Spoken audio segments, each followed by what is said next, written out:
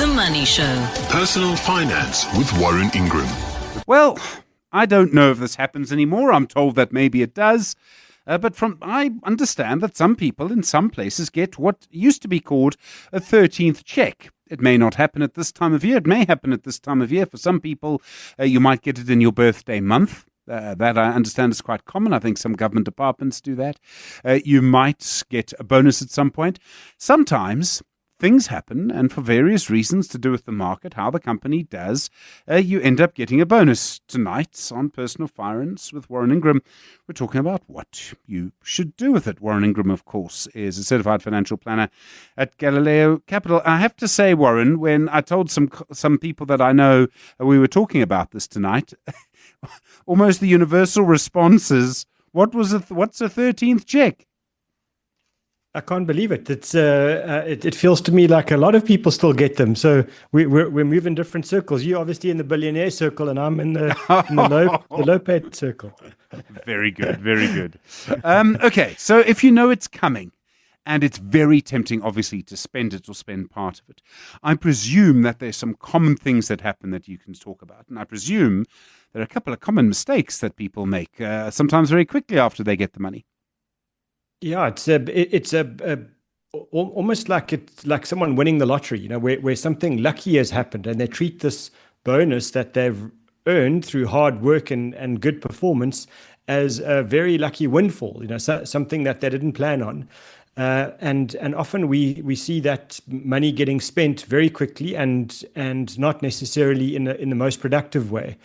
And if you're in that position where you are going to get a 13th check or an annual bonus, you can't look at it and say, well, this is just, because it's a lump sum, I can blow it on a holiday or something.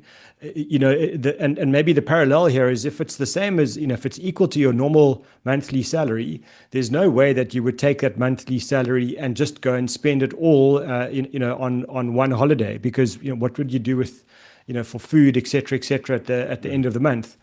And so maybe to think about this lump sum and say, actually, I need to treat this as a lump sum, but divided by 12. And what is that amount, and what should I do with that extra amount, rather than just as one big lump sum that, easy come and easy go. And we're no better off than I was after the payment. So I think that it's because it's a big lump sum and it's irregular, we psychologically frame it very differently. And so I would say, number one, you should treat this as another month's salary if that's the size of the bonus, and then decide what can you do with it in the most constructive way.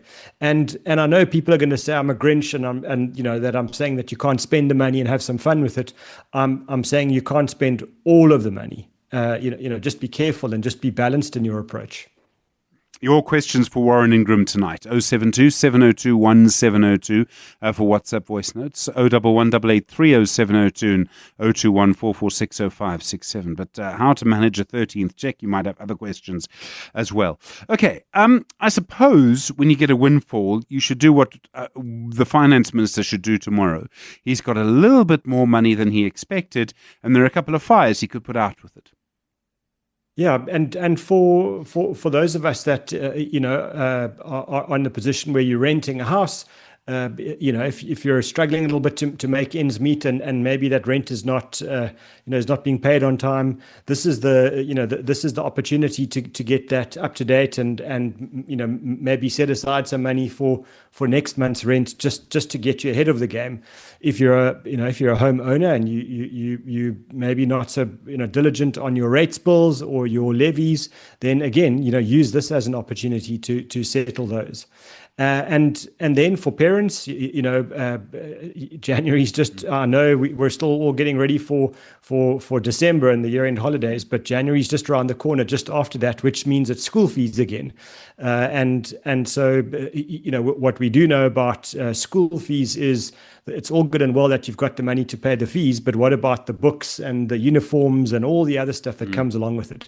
So just, getting ahead of that kind of an expense and prepaying and pre-preparing for all of that, so that when January comes around, you're not trying to deal with that. So I think that those are two good ones, and then maybe look at your debts, and if you've got a debt that costs you more than 20% a year, that's for me is a financial fire, and that's something that you could put out with this money. So typically, if you don't know what your debts cost you, I'm talking about things like credit cards, overdrafts, personal loans, microloans, all money to the loan shark. I found out last week that some people pay loan sharks up to 60% interest in a month. Oh, and wow. And that is just financial catastrophe. So if you've got extra money and you've got a loan like that, then you know what to do with it. Please go and settle that as fast as possible. So, I mean, obviously, if you owe money, the best thing to do is to take the windfall and use it as a windfall to bring down debt, which over the course of your next year will give you a much greater rate of return on your bonus. Exactly right. And you mentioned the finance minister. So if, I'm convinced he listens to the show every night. And when you're sitting with far too much debt and the interest is eating up your monthly income every single month, then the way to get yourself some breathing room is to pay off some of the capital that you owe, so that the interest will be less next month. And that's the way that you sort of break this debt cycle and turn it into a positive cycle. And so that's the thing that we can the breathing room we can give ourselves when we get a bit of extra money and we're struggling with debt. And just to understand, the stock market's done brilliantly for investors both in South Africa and overseas.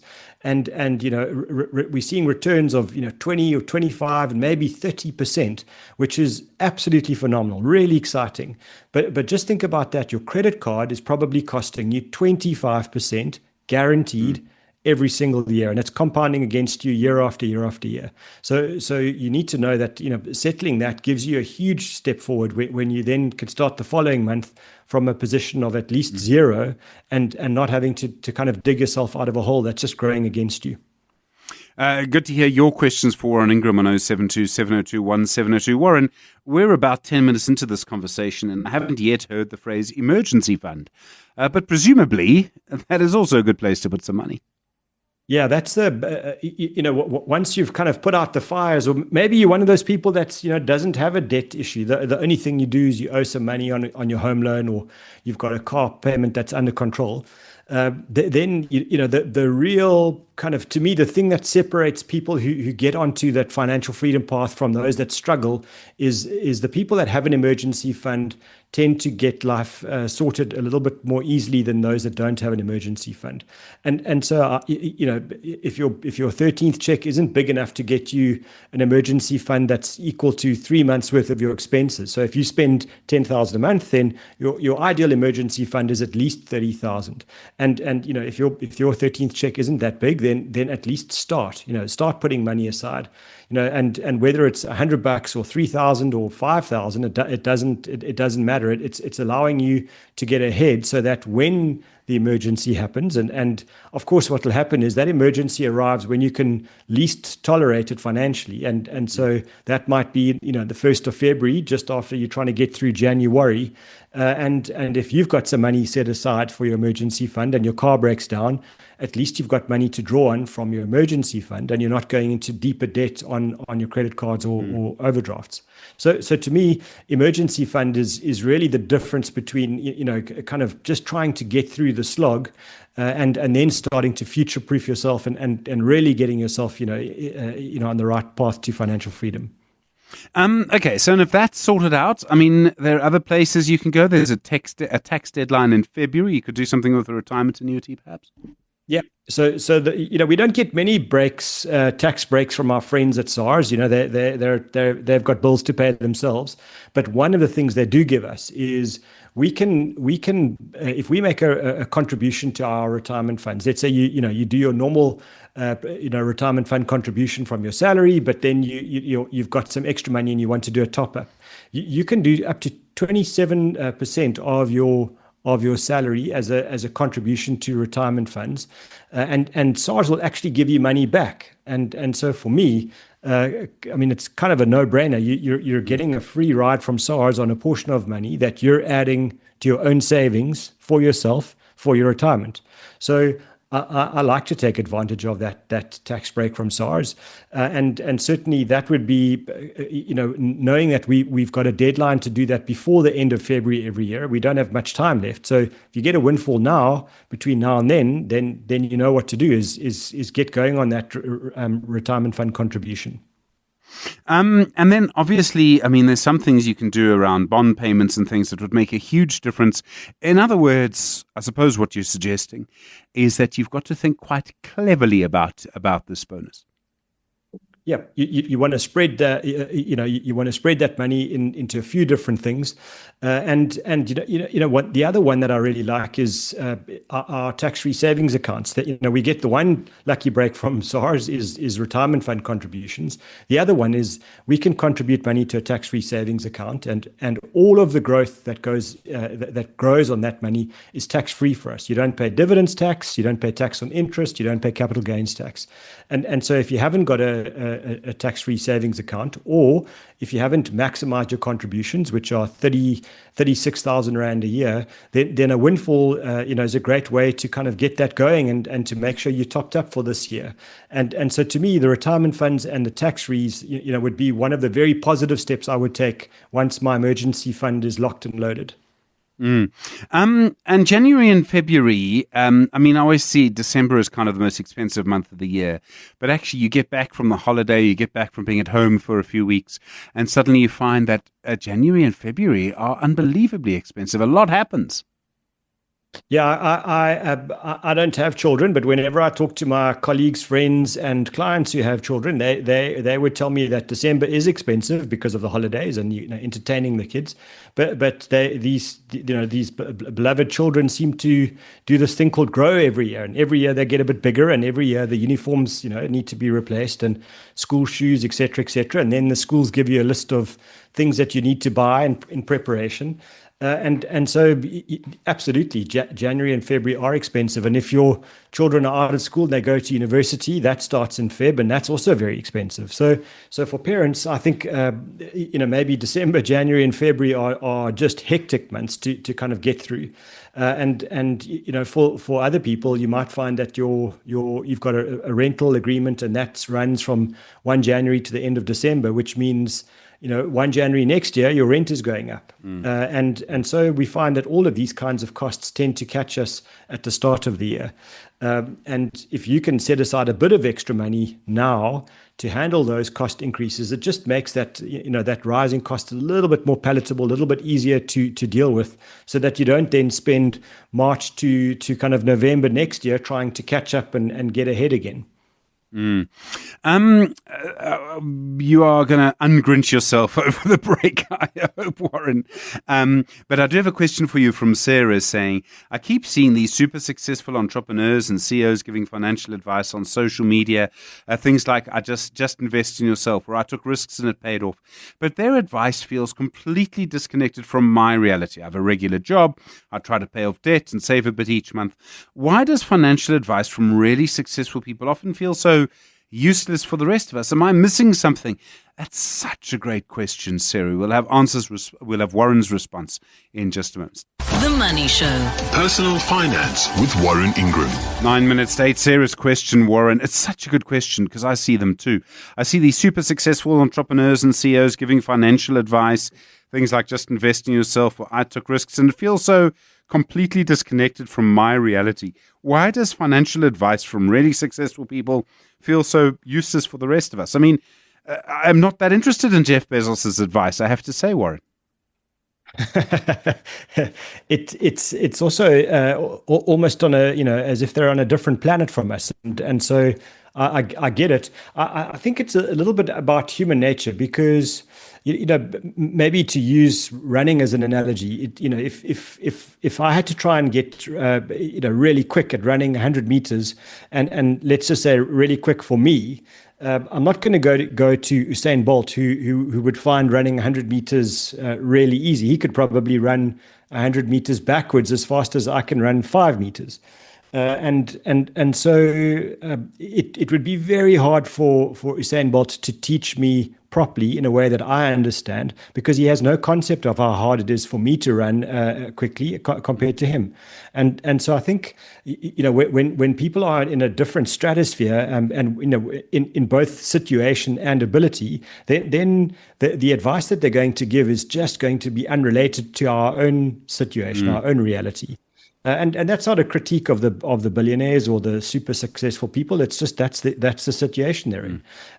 I will say, though, that Sarah's talking about social media. The other point here is social media is full of pretenders, people who go and take a photo of themselves in front of some really expensive car or some fancy house, and if you do a bit of digging, you realize it's not their car and it's not their house. Yeah. So we've got to be very careful of the influences. But what I would say is, you're not, if you're Sarah and you're in this situation, you're not missing something. It's probably better to find a role model a little closer to home, someone who maybe has just kind of taken themselves, a level up from their previous financial position. So someone who might just have, moved themselves onwards and upwards from where you are, but not way ahead, just slightly ahead.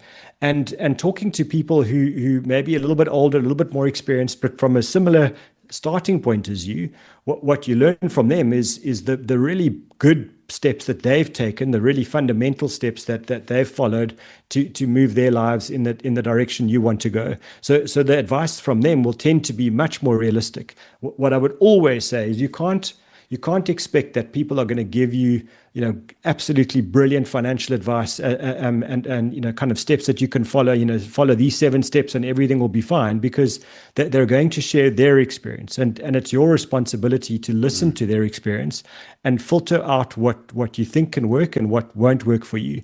Equally, that some of the advice that they'll give you will be completely wrong, not because they're silly, but just that sometimes it was just luck that moved them forward. Yeah. You can't always rely on luck as your strategy. No, it doesn't work like that. Talking of role models, people close to us, we actually have a voice note on the whole issue of how the 13th check worked for them over the years. Good evening, Stephen. This is Selma from Roodepoort. When my child was still at school, I used to get my 13th check end of November, and that was usually a day or 2 or 3 before the schools closed. So I immediately went, and in those days you still had bank checks, which I then quickly went and got, handed to him overnight and said, tomorrow morning in first break, you go and stand in the queue and you pay for next year's schooling in total.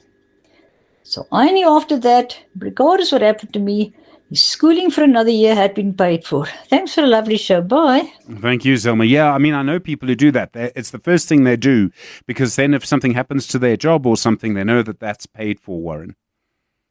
What a deal. And it means that you've got a bit of extra cash flow through the rest of the year per month, because you've catered for the school fees. I know the schools used to give you quite a big discount as well if you paid the school fees as a lump sum up front. And if that lump sum's not so, or the discount is not so good anymore, then maybe set aside that money in a separate money market account that you then use to fund the school fees every month.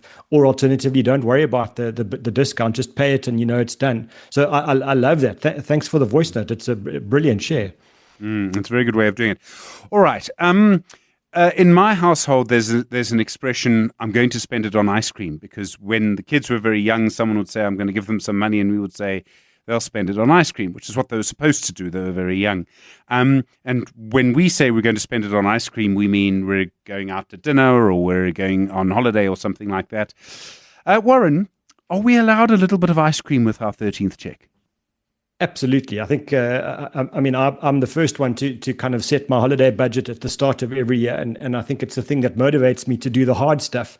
So I think if you take, somewhere around 10 to 20% of your bonuses and you use that just for the proverbial ice cream, that should be guilt-free, as long as you've taken the balance and you've done the things that we've discussed now and built in, a bit of kind of moving yourself financially forward. Then we should reward ourselves. That bonus is not just a lucky lottery win. It's actually a reward for very hard work that you've put in over time. And so you should reward yourself and recharge your batteries with the things that give you joy, because that's what will make you, kind of motivated for the next year. And so always we should reward ourselves, but we should just do it in balance.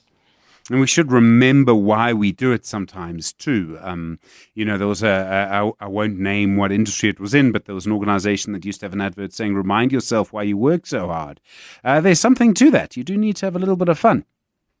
We do, and it should be guilt-free. If you've set aside and you've done the responsible things, what do people say now? The adulting things. Then by all means go and use that money and be frivolous if that's what gives you the reward, because that is what will fill the soul. Warren Ingram, thank you very much. Really enjoyed that. Warren Ingram, co-founder of Galileo Capital and a certified financial planner.